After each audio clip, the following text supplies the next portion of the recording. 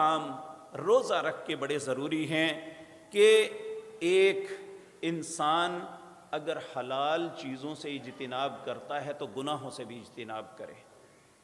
دیکھیں آج کل گناہ ہماری پاکٹ میں پڑا ہوا ہے،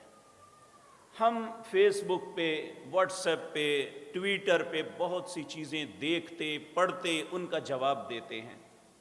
آپ چھوڑ دیں ان چیزوں کو، رمضان کے لیے اللہ کے لیے ان باتوں کو چھوڑ دیں۔ امام مالک رحمۃ اللہ علیہ ایک بہت بڑے محدث تھے،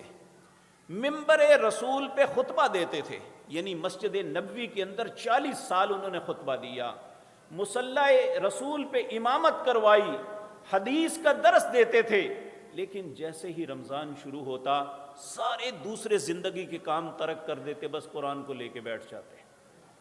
کہ میں اپنی زندگی میں، چونکہ یہ قرآن کا مہینہ